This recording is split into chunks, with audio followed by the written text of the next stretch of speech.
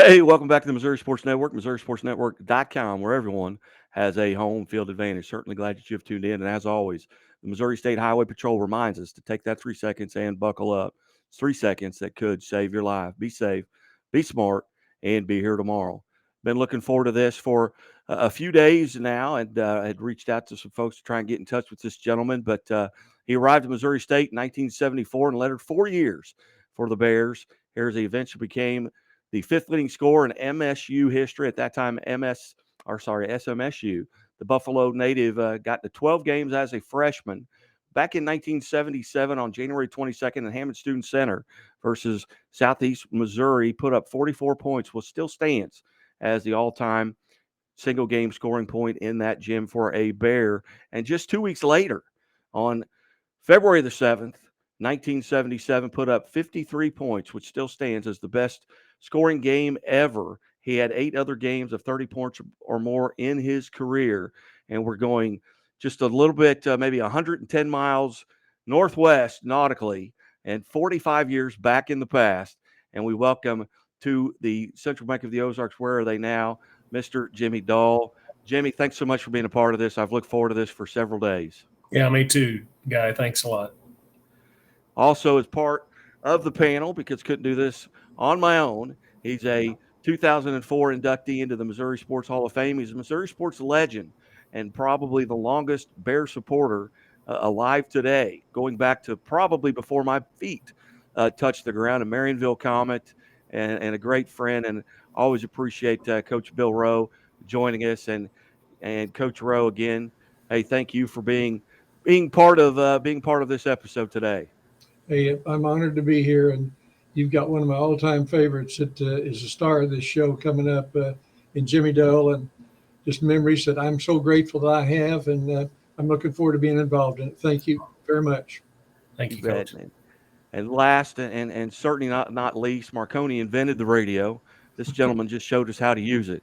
Art Hains, a class of 2016 Missouri Sports Hall of Fame, voice of the Bears from 1977 through 1981, and every year since 1985. Hall of Famer Art Hains. Art, thanks so much for being a part.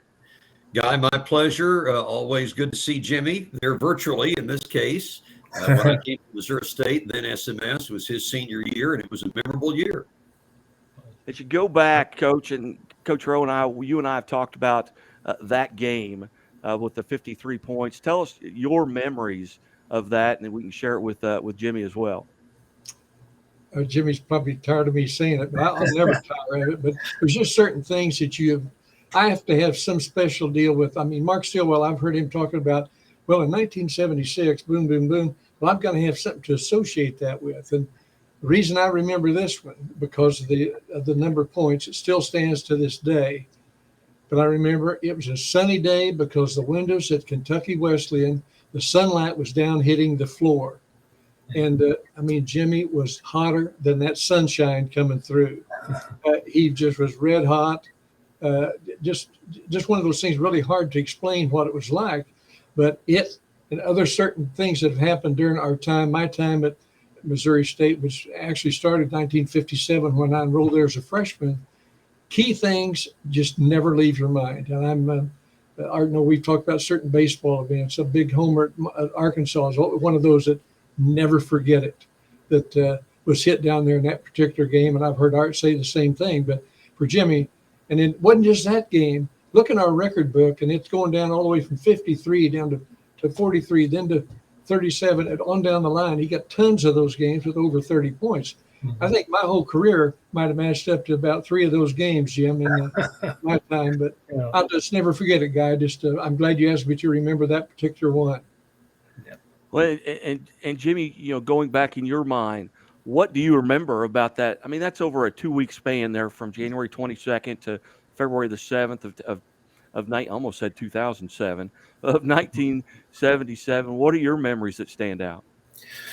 I think one of the most memorable one was that I didn't know I had 53 points until I was on the plane that afternoon, and Scott Hawk gave me a stat sheet and said, "Great job, Jimmie. You did great." And I looked at it, and that's when I realized that scored that many. I knew I had a few, but I had no idea that I was scoring that many points. And how many would that have been if we'd had the 3-point shot? Yeah, that would have been. I don't know the chart, where they shoot from the floor, but yeah, I had a few of those that were out there a little bit.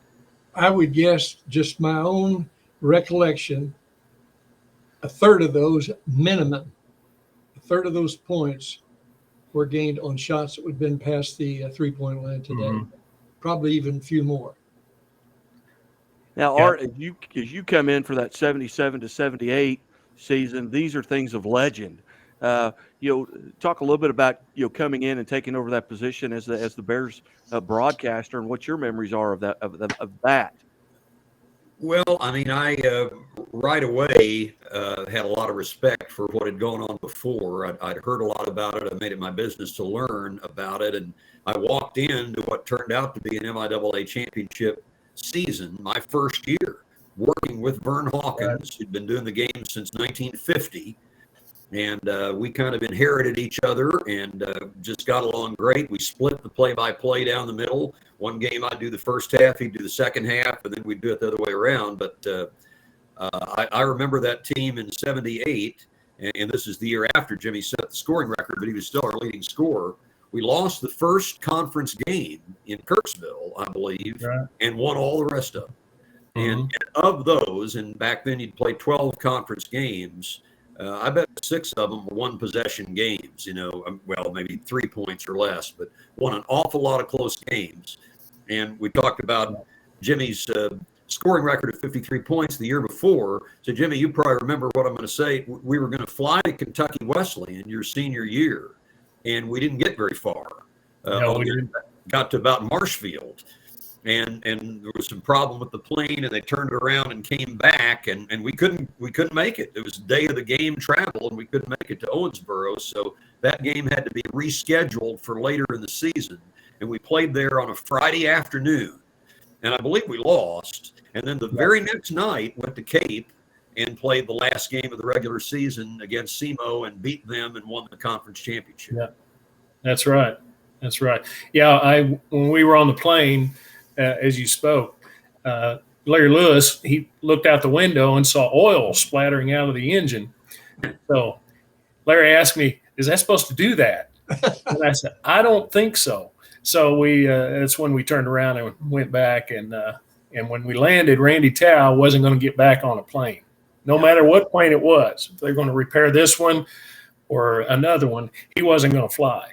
So that's why we took the bus. And I remember Milt McDonald kissing the ground. He got down he was kissing the runway when he got back.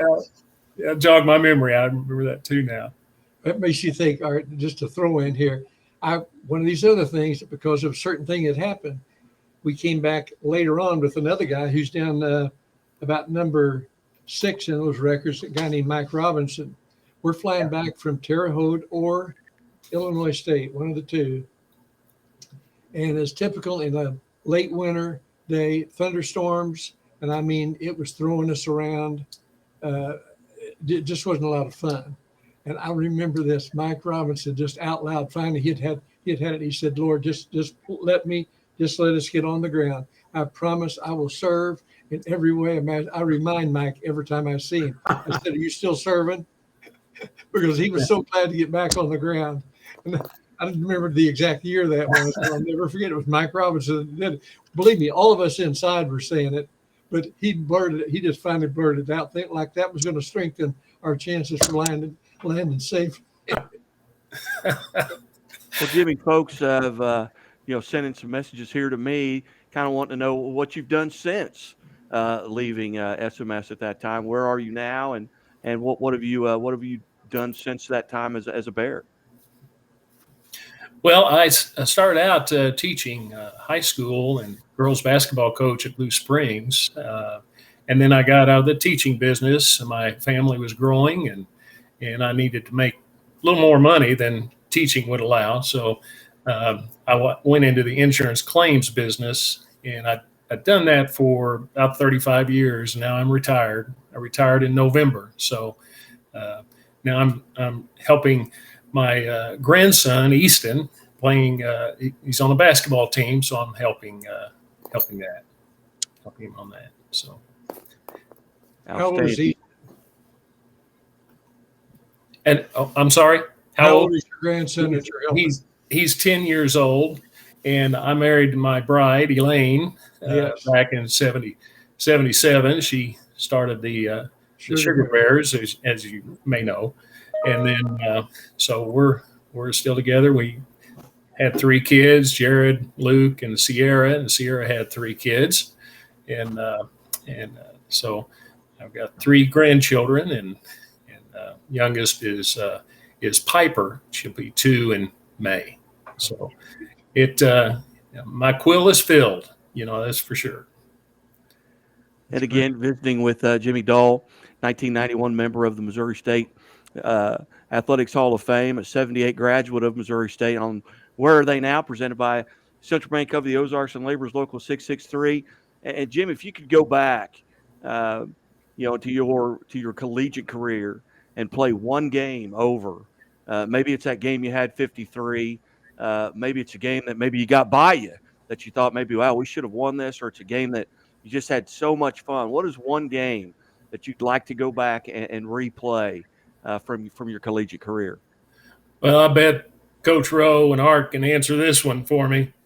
It would be the Lincoln game in the finals of the regional at Missouri State, and we got beat by 1 point, and so they went on, and that year they had the Division II championship at Hains that year. So if we could have got by Lincoln, we beat them twice earlier in the year. It's hard to beat a team 3 times in a row, but we beat them twice and lost by 1 in the regional final, and so they didn't go very far. I think they got beat the next game, but we had a pretty good team. The team that we had in '78 really reminds me of the team that Bears have now.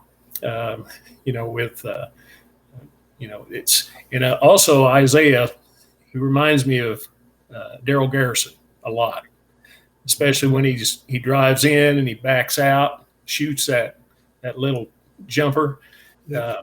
Reminds me a lot of Daryl Garrison. So I was fortunate to play with several Hall of Famers. Daryl was one of them. Dennis Hill I played with, Andy Newton, Randy Tao, Larry Lewis. I just go, there's a lot of Hall of Famers that are on those 2 teams in 76 and 74 to 78. So, but that's one game I would want the outcome to be different, would be against Lincoln in the regional final. You're in sports long enough, and you remember the really great wins and the really hard losses, and that would be one of the really hard losses because, like you say, it was set up. If we'd won that game, the national quarterfinal was going to be at Hammons, and then the Final Four was going to be at Hammons. Yeah. And we could have theoretically won the national championship and never left home. Yeah, lost that game to a conference rival by 1 point. Yeah. Jim, refresh me because I get players mixed up. Was Arvesta Kelly on that one? Which one? I'm sorry. Was Arvesta Kelly on that one, or Harold Robertson? Lamont Harold Robertson, was on that team. That guy was a scoring machine. So I knew even if we'd gone up a point, he'd probably go down and pull up a 35-footer and hit it. That's just the way he played. He would shoot from there. He actually was something else. That very thing. And with the Lincoln games, as Art just mentioned, that was a hard-fought, jam-packed 2 rows under on the side, on the north side of McDonald Arena, and then we could put 1 row around the lower bowl. On the floor. We had to put regular tape on our folding chairs each time because you can never keep them in order. So tape on, magic marker 1, 2. I'll go around there's about 140 people more than we could get than our 3,200 that we could put in the rest of the chair back seats. Mm-hmm. But they were wars, every one of them, hot in there, contested, but great games. And a lot of people have said if we'd have had the 3-point line, I mean, you, Harold Robertson, guys like that, they would have torn it up. No doubt. And No doubt. there's certain things about those teams that Lincoln was a tough game to win. And Yeah. up at Jason Jim up there, my favorite deals is their coaches say, "Coach, you guys got it all going down at Springfield." You know, he's always joking about, said, you got Larry Zerbel in your hip pocket.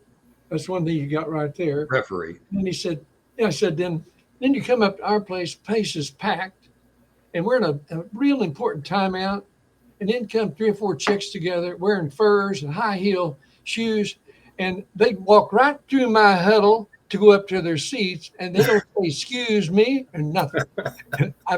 That's one of those other things you don't forget, but people have no idea how hard it was to win at Lincoln. Yeah. And here we lost that one there. You're talking about Springfield. But it's one of those memorable things that, because I'll always remember that. But he was telling the truth. He said they were show dogging it. They were there to show off to the guys, let alone who's in the game. But anyway, that's Lincoln. But you had a great team there. They had a lot of good teams at Lincoln University. Yeah. Jimmie, who do you remember playing against that gave you fits? Who were some of the best players of your era that you played against? Well, I'd say Mike Robinson, or Harold Robertson would be the top player that I played against. I played against him freshman year to senior year. He and I were freshmen same time, and he got in the game. I mean, as a freshman, he was fantastic, and then sophomore, junior, senior year, he was really great. So, say in Arkansas too, there was Sidney Moncrief, in Arkansas that we played against. And '78, they went to, I think they played for the national championship, or not the national championship, but got beat in the semifinals and ended up winning the third place game. I think back then they had third place games back then for the national Division I. So, playing against Sidney and Marvin Delph and Moncrief, Ron Brewer, Senior, yeah. The three Basketeers is what they called them back then. And they came in our place my junior year, the first game at Hains, and we just about got by them. We got beat by 1 point, I think, but that would have been nice to beat who ended up being a third national team in the nation Division I. So that would have been a good feather in the hat there. And so that team had full of really good players my junior and senior years. So I think of others that we played against. There's Ron Scroggins at Rolla. He was a fantastic player. Tim Abney at Lincoln. He was really a good player. Those were some of them that we played against. those are dandies, as you brought up. As Art can testify, they're tough teams, great players. And you had to have your A game. And I was always so proud of the Bears because they never backed down from any of those opponents, and none of them were easy. The Razorbacks coming in there, that was a controversial game at the end of the game and all that sort of thing. And yet they went on to have great things to do. But lots of teams would never have stayed with them. But those are great teams that the Bears have gone against. Yeah. Again, visiting with 3 Missouri State Hall of Famers, Bill Rowe, Art Hains, and our Where Are They Now segment here with Jimmie Dull. And to steal a line from the late, great George Goebel, do you ever feel like the world is a tuxedo and you're a brown pair of shoes? I'm certainly glad that you're here, and everyone on this panel would have had an opportunity to see George Goebel live. Been gone now for 30 years, I believe, 1991. But Jimmie, one question here. If you could go back to that 1974 Jimmie Dull and give him some advice, what would the 2022 Jimmie Dull, what would he say to that 1974 coming out of Buffalo High School? What advice would you give him? Well, I would say just to stick with it, never give up, and just continue doing, mature in your sport and also in your life. Because, we had to go to school too. and study and and do all that.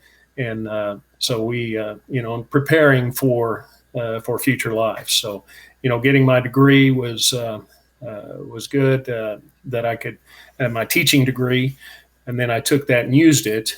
And so, yeah, you just stick to it, just never give up.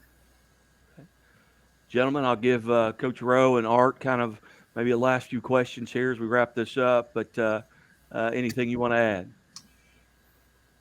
I know I'll always be mindful of how we feel about the bloodlines of our program. And Jimmie happened to come from one of the most notorious, in a good way, program at Buffalo High School. Coach Thomas, who's still with us, him and Jim's dad, John, were on state championship team when it was all one classification, I believe, in 1949, I believe was the year, at Buffalo High School. Then we just had player after player come out of that program, and they were always just hungry. It's kind of like you're looking at Webb City football now.